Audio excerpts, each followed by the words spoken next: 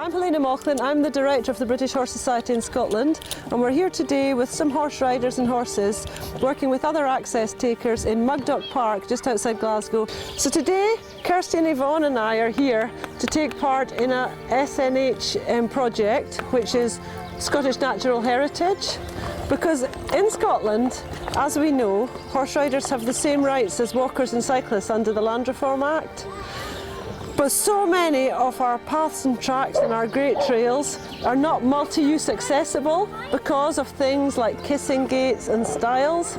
So part of the job of the British Horse Society is to raise the needs of riders amongst those who manage land and those that create Scotland's great trails and things. So today we're taking part in what you might call a multi-use photo call for Scottish Natural Heritage, and there are disabled ramblers, cyclists, dog walkers, children, cyclists and us. We're all here together to try and help promote the message of multi-use access in Scotland.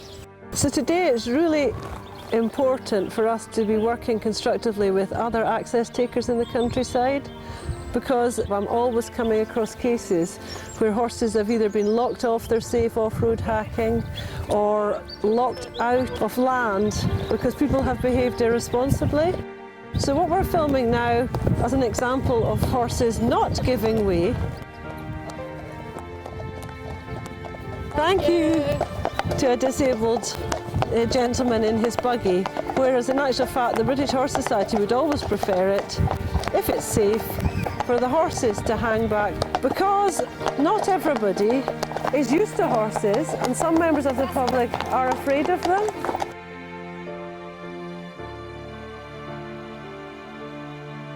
When horse riders are out taking access in the countryside, especially on busy days and in busy places, if they do encounter members of the public, it is courtesy and good manners to pay attention to the safety of other people and stop, move to the side and politely say hello.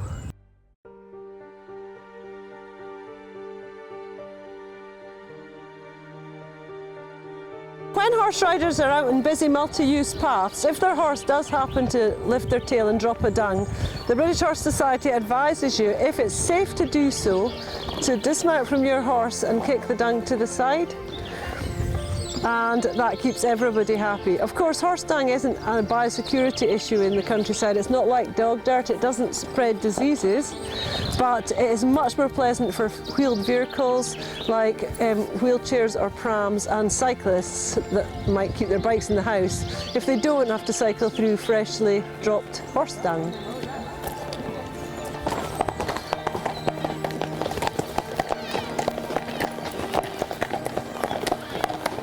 When cyclists come up behind horses, they often come silently, so it would be really good if we could educate all cyclists to say hello to horse riders from quite far back. If you do choose to take your dog with you, you have to make sure your dog is under proper control at all time. And we don't actually believe that dogs can be kept under close control when you're on a horse. So it's really better from a British Horse Society point of view, unless you're on your own land, to leave your dogs at home. When you're taking access in the countryside, whether you're on the public highway or on well-used multi-use paths, it's really important to wear bright reflective fluorescent gear on both yourself and your horse, because it's so important to be seen and be safe. It allows cars and other users to see you ever so much quicker, and it's just a very important part of being a responsible horse rider. These nice children from Boswell Out of School Club are really happy to meet the horse today and pat him, and we're finding out that some of the children go for riding lessons, others of them don't get a chance to pat a horse often. But if horse riders are out in the countryside, it's always good to, if your horse is suitable, to be polite and meet the public and show courtesy by stopping and saying, "Do you want to pat the horse?"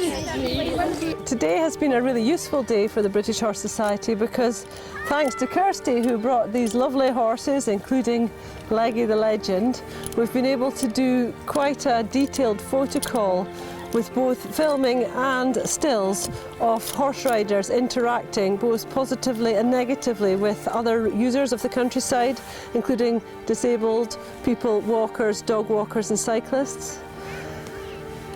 In my job, the most important thing that would do us all such a favour would be if all horse riders became educated in responsible access to the countryside, because so often when people are locked off their safe off-road hacking, it's because something has happened that has meant that there's been irresponsible access taken.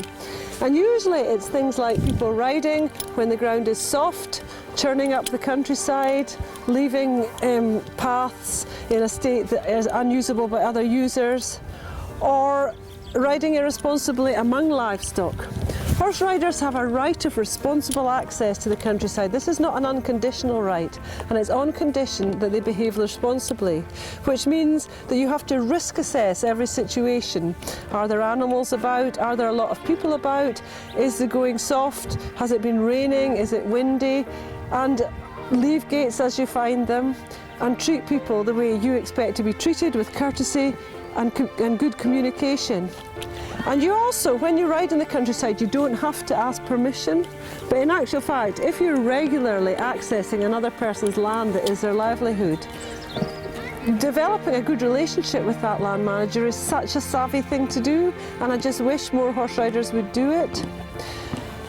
We have a particular issue also in the industry with commercial access to the countryside, when riding schools and busy livery yards take such a great weight of access on a certain amount of land, and then the impact of the horses is so much worse. And in that situation, the owners of the businesses, the managers of the livery yards and the riding schools, need to negotiate their access even more sensitively by knowing whose land they're riding on, having a good agreement with them about where and when they can go to certain places, and making sure that they don't overuse any particular part of the land. In actual fact, we all know that horses need to be fit, they have a right to be exercised, we have a right to be in the countryside, but only if we do it responsibly. And also, as today's shown you, there is nothing nicer than a great day out in a great location on a lovely horse, having a lovely hack. So, happy riding everybody.